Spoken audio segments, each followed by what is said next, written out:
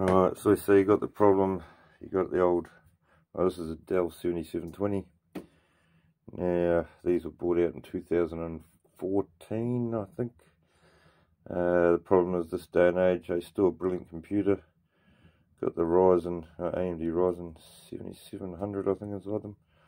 So these are the hybrid, you know, they got the Intel as well as the Ryzen, and it's also a 7 core or 8 core, I think. It's a 7 core. Yeah, 7 core CPU. 7 point something maybe, actually, yes, nearly 8. So excellent computer, but of course with Dell manufacturing, they only stock parts for these and new motherboards for 5 years. Well, to this day and age, we're 2022, so that would mean this would have to come out in 2017, which it did not. It came out in 2014, so therefore no accessible motherboards from Dell.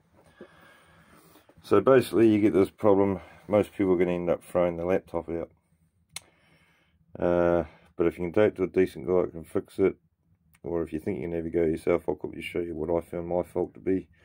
Now, how I caused my problem, I plugged in a Wi-Fi adapter, and the Wi-Fi adapter had a short in it. And the computer actually came up and said it had a power short or a power surge from that adapter.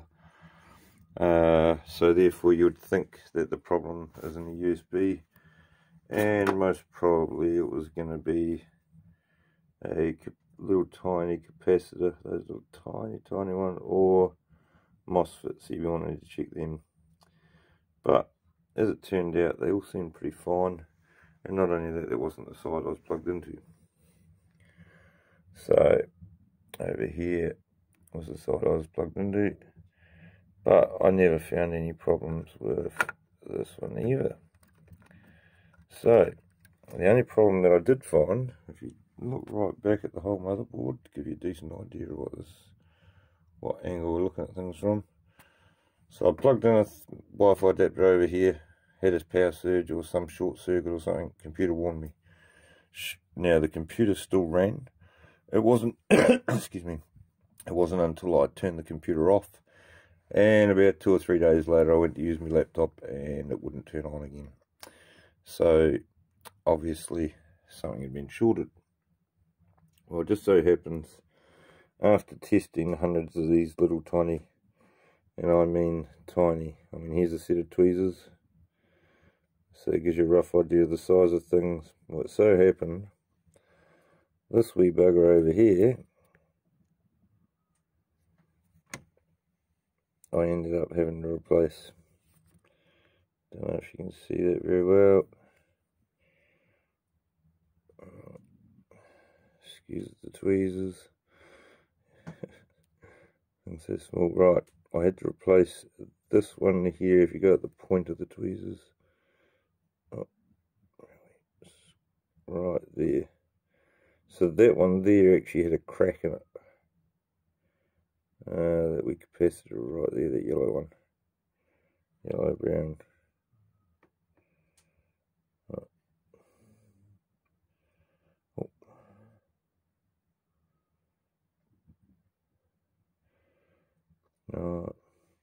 Now, just so happened, still wouldn't turn on after that was fixed.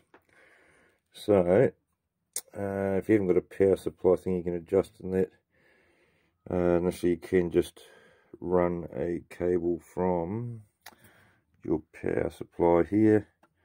So you take that out, and if you've got something that can run 19 volts, an old charger, maybe cut the wires on it, you can put your positive on there and your negative on, well, any one of those spots around there's all earths, especially where it says there's a wee arrow thing. But yeah, any of those screw spots are earths. So it's a black one, and then these two here, your positives.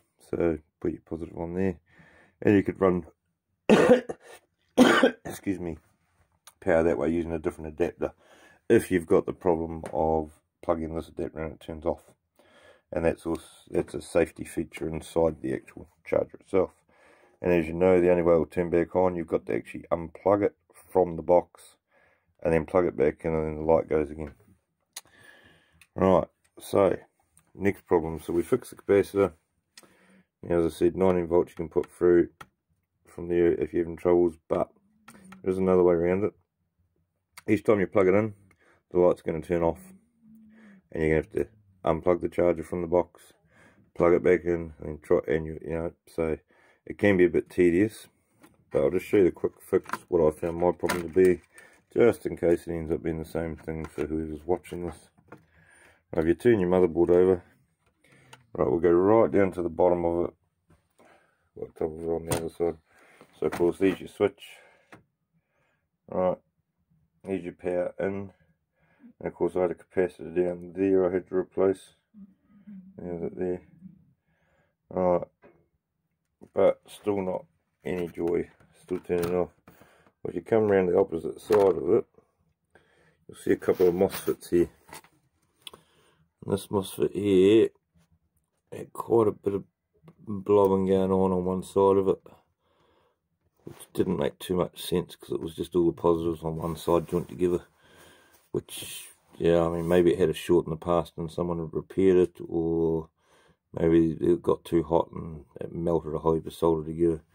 But anyway, I mean, it doesn't look like it in the camera footage, but that there, all the soldering's actually been, oh, I went back through it and I actually separated each prong.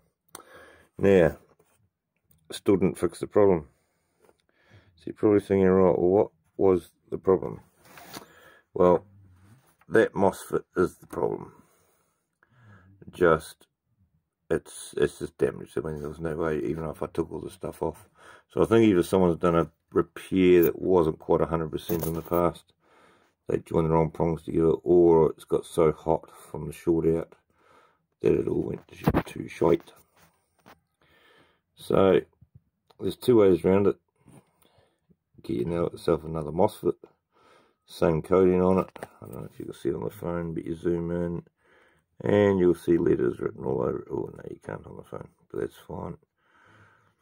Right, so the next option you can do, now as I said, if you can't run a separate power thingy, and you've only got your one to use and it keeps cutting off every time you plug it in, you have to try different things. So here's your tweezers. You can actually put one on that side and one on that side. Oh, blocking the here. Alright, so you can put one of your tweezers on that side of it, one of your tweezers on that side of it, and just bridge it. Don't do the bottom ones, just do the top one here, from there and over, and then plug your charger in with the blue light going. Should fix your problem if you've got something similar to this going on. If that doesn't fix your problem, try it on this one. If that doesn't fix your problem, you could bridge that one and that one, then replug your light thing in with the light going and see if it still keeps going. I wouldn't really be bridging any more of these MOSFETs though. You only want to really do the ones around the power. Don't do any of the other ones. Yeah, I mean, well, I mean, you could try if these aren't your problems and you go around some other MOSFETs and you find it, yeah, I mean, you could do it at your own sort of risk. Mind you, all this is at your own risk, really. It's just to try and save your laptop and it so you can keep using it. So, I mean, bypassing that is going to bypass the safety. Obviously, this picked up a fault when I plugged in that USB Wi-Fi adapter and it was faulty. And because of that, this has got heat and somehow. I mean, the funny thing is, I didn't expect that. I actually expected the one over on the USB, that big giant one. I actually thought that might have gone. But who knows? I mean, because of that short, I mean, maybe that, I haven't actually tested that one fully. Maybe that is gone.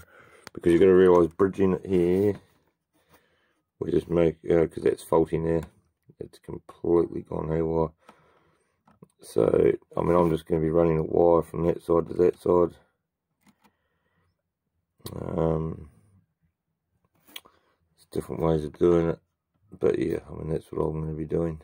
A little tiny wire over from here to here. Just to bridge completely over top of it. I mean, if you wanted to, you probably could actually just get the heat gun out of your soldering iron and take that completely off.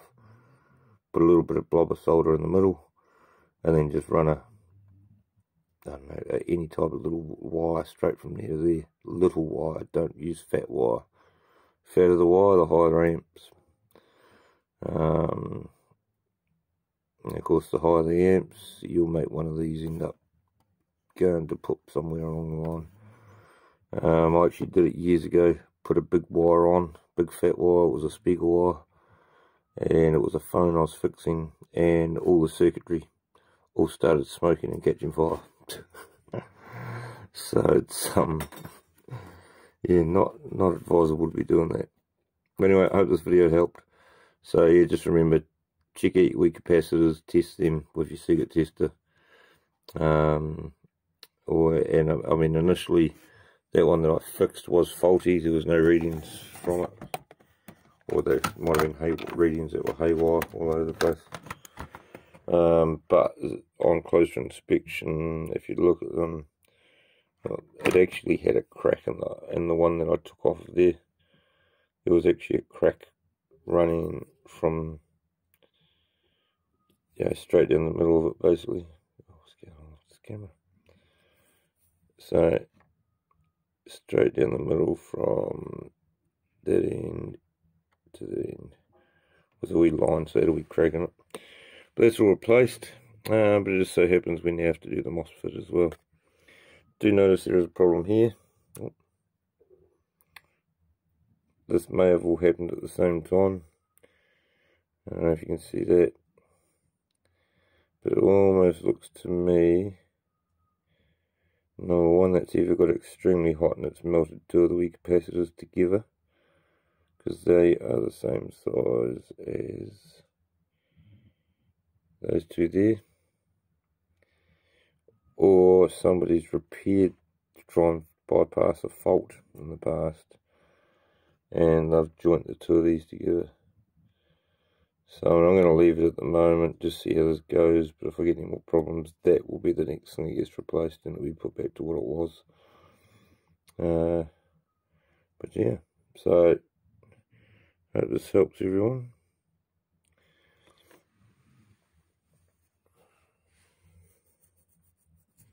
Yeah, it's helped me. So that was my fix anyway on the MOS from the other side. So just link a wire, as I said, real thin wire, or you could probably even use a little bit of fuse wire maybe. Yeah, should be fine. Good luck. Hopefully it gets your computer up and running again.